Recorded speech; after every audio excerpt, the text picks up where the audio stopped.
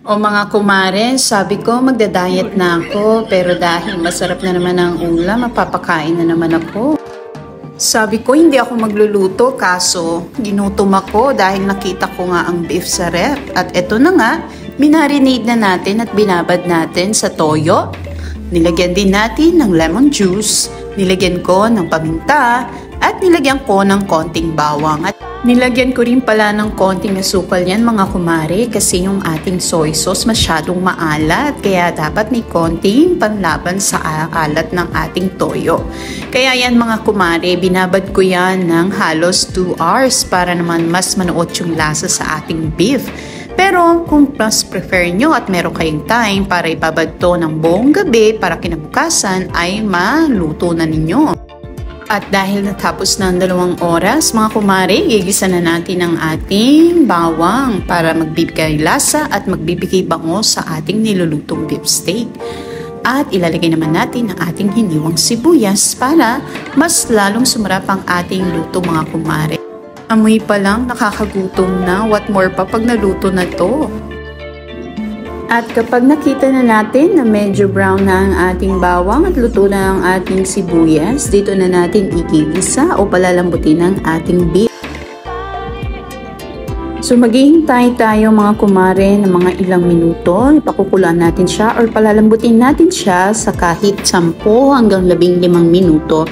Dahil manipis naman yung pagkakahiwa ng ating beef, mabilis lang siyang lumambot or lalambot dahil nga sa manipis lang yung hiwa nito. So kung mapapansin niyo, hindi ko pa sinama yung sabaw o yung pinagbabaran dahil palalambutin muna natin ang ating pinaka-beef ng 10 to 15 minutes.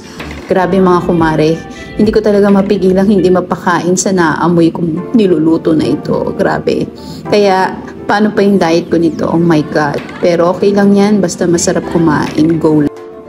So, antay-antay lang tayo mga kamare, halu-haluin lang natin ng konti para magpantay naman yung pagkakaluto. So, hintayin natin mag-brown yung lahat ng beef para equal ang ating luto sa beef natin. So, konting tiyaga na lang mga mare at habang niluluto natin yan ay nagluto na rin pala tayo dyan ng sinaing at dinamihan na nga natin ang ating saing dahil magpapakain tayo ng marami nito mga kumare.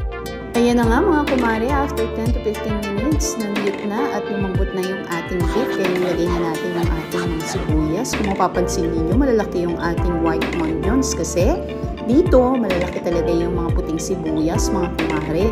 At mas gusto ko naman yung ganyan kasi talaga namang malasa. Mas prefer kong gamitin ang white onions dahil hindi siya ganun katapang at masarap talaga, malasa para sa akin.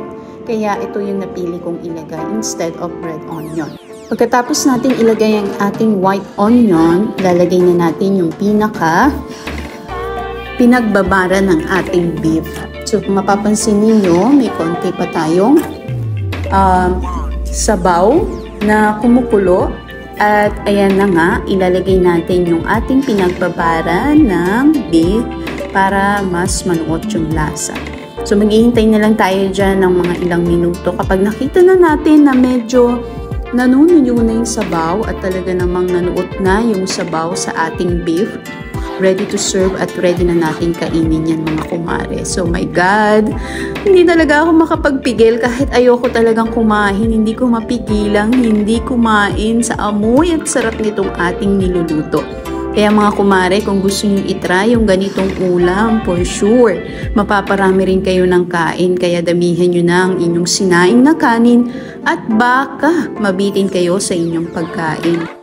For sure, magugustuhan to ng inyong mga kids at ng buong pamilya dahil sa sobrang sarap, talagang hindi mapipigilang hindi mapakain ng ating family. Kaya mga kumare, kung gusto nyong sundan ang ating pagluluto at gusto nyong gayahin ang ating nilutong beef steak for today, so don't forget na panoorin ang ating